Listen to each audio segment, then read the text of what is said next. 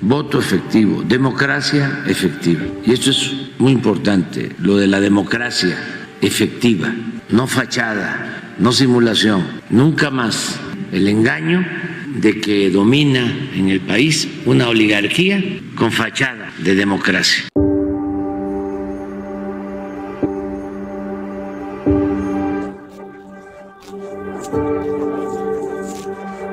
Justamente lo que estoy distribuyendo bastante a nivel de las provincias del Perú y que está respondiendo mucho, y es muy grato saber que hay mucha respuesta, es el tema de cómo hacer realidad este nuevo humanismo peruano. Pero entre todos y entre todas vamos a transformar el poder judicial, sobre todo desde la base, desde el pueblo de México.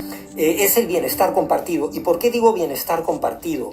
Porque cuando nosotros, como pude mencionar hace un instante, analizamos nuestras bases civilizatorias que son tan importantes y que a veces el neoliberalismo o digamos el conservadurismo reaccionario nos quiere hacer olvidar para no tener un punto de referencia que nutra y enriquezca nuestro impulso para cambiar las cosas, era la base, el bienestar compartido era la base de nuestro Estado primigenio. Por eso luchamos durante tantos años, por la justicia.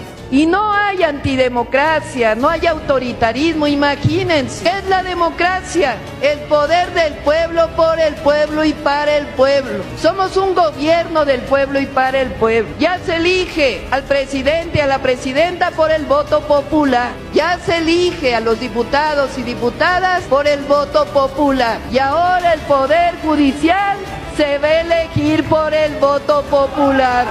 La civilización Caral, tuve la oportunidad de tener mucha comunicación directa con la arqueóloga que lo descubrió y que dirige el proyecto de Caral, la primera civilización del continente americano. Ustedes saben, 4.500 años, un estado organizado con autoridades políticas y civiles, y tenía como base lo primordial era el bienestar compartido, la dignidad humana en el sentido como lo entendían ellos, por ese principio rector. Y tengo que ahora valerme de la lengua quechua porque es un término que no existe en su traducción en el español por la profundidad que tiene, es comprensible.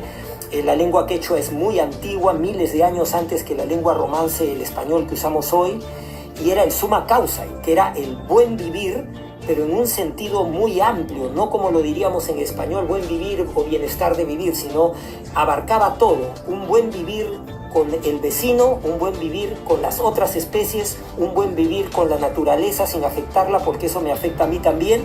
La democracia no se agota en elecciones de diputados, de senadores, de presidentes municipales, de diputados locales, de gobernadores, de presidente de la República. Con la democracia participativa podemos estar constantemente opinando. Entonces, nuestro nuevo humanismo peruano tiene coincidencia con el humanismo mexicano porque también pone como prioridad la dignidad humana y el bienestar compartido. El otro punto que pondría en el nuevo humanismo peruano es que las riquezas se distribuyen con justicia. O sea, se enfoca una perspectiva de eliminación de todo lo que es doloso, ¿no? De todo lo que es perverso, esas brechas económicas, ese sabotaje contra el desarrollo, porque de esa manera yo te voy a tener abajo y tú me vas a dar lo que tienes, ¿no? Es un enfoque sano hacia la redistribución equitativa de la riqueza que lógicamente tiene un país y que el pueblo pueda contar con lo que es una realidad, los inmensos recursos que tiene un Estado, ¿no? La eliminación de los privilegios para los grandes contribuyentes, que inclusive cuando hay momentos de crisis son a los primeros que, contrario incluso al neoliberalismo, son a los primeros que le inyectan dinero, como bancos, etcétera, ¿no? La democracia es el gobierno del pueblo, para el pueblo y con el pueblo. ¿Saben quién triunfó? El pueblo. Democracia real, verdadera. Democracia representativa y democracia participativa. No solo es elegir a quienes nos representan, sino participar todo el tiempo en las decisiones que nos atañen, que no actuemos solo cada 3 años, cada 6 años, que no se agote la democracia en el voto para elegir a una autoridad. Y enfocarse mucho en tener como un propósito el aumento del salario mínimo y la reforma laboral que garantice las condiciones más justas para toda la clase trabajadora. El otro tercer punto, y acabo con el cuarto, es el combate a la corrupción. El combate a la corrupción va también de la mano del humanismo, del nuevo humanismo peruano, porque en el quechua están los preceptos de no ser ladrón, de no ser mentiroso, de no ser ocioso, ¿no? Justamente esto también se comparte con el humanismo mexicano, que lo tiene como un punto del combate contra la corrupción, y lo hemos visto en la práctica y hemos visto cómo funciona. A la gente le importa mucho participar, ser tomada en cuenta. El pueblo de México quiere la democracia participativa, no quedarse solo en la democracia representativa. ¿Por qué se elige a un presidente municipal? ¿Por qué se elige a un gobernador, a un diputado federal, a un senador? En este caso a la presidenta de la República. Y no se va a poder elegir a un juez, a un magistrado, a un ministro. Como ellos en México nos han dado el ejemplo con esa frase que también tenemos que tener presente, que es: todo poder público dimana del pueblo y se instituye para beneficio de este. Eso está en la Carta Magna de México. Todo poder público dimana, o sea, emerge del pueblo y se instituye para beneficio de este. Entonces, digamos que tener esto como un principio rector, ¿no? Una directriz a seguir como requisito indispensable, ¿no? Va a consolidar un gobierno auténticamente al servicio del pueblo y totalmente ajeno a intereses espurios. Y esa es la democracia participativa. Nos eligen por 6 años, pero si no hay buenos resultados, el gobierno puede revocar el mandato. Y eso ya lo están haciendo en Hidalgo y lo celebro. Y la cuarta parte, la última, ¿no? Sería lo que es, digamos, el sentido fundamental de soberanía de un pueblo, ¿no? La defensa de los recursos nacionales, ¿no? Y esto es compartido también con México, en el humanismo mexicano, con la 4T, que defiende la importancia de la soberanía en la administración de los recursos naturales del país.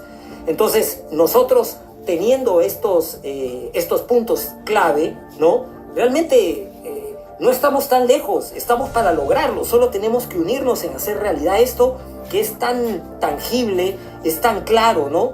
Y esto es justamente lo que, así como poniéndolo en práctica dio ese fruto en México, ese desarrollo que hoy se disfruta y se comparte, nosotros también lo podemos hacer realidad. En la democracia el pueblo manda, el pueblo decide, que el poder dimana del pueblo y se instituye para su beneficio, y el pueblo tiene en todo momento, el derecho de cambiar la forma de su gobierno. ¿Qué es lo que hay que hacer? Fuimos lo más avanzado del continente en un determinado tiempo. Nuestros pueblos, incluso con México, la palabra mochica, que en realidad es Mexica, es México. Y ellos están aquí. Tú analizas las tumbas que están en el norte peruano, el consumo del maíz, el consumo del picante, del chile, todas las mismas costumbres, las mismas formas ancestrales. Nosotros fuimos lo más avanzado, tuvimos las capacidades para crear los conocimientos, para identificar los problemas y en conjunto con el tejido social afrontarlos y vencer y ganar. ¿Por qué no podríamos hacerlo ahora? Yo creo que la síntesis de este humanismo nuevo peruano y del mexicano, de nuestros hermanos, es estrictamente ser más justo, más igualitario y libre. Y creo que esa es también una forma de nuestra cuarta transformación.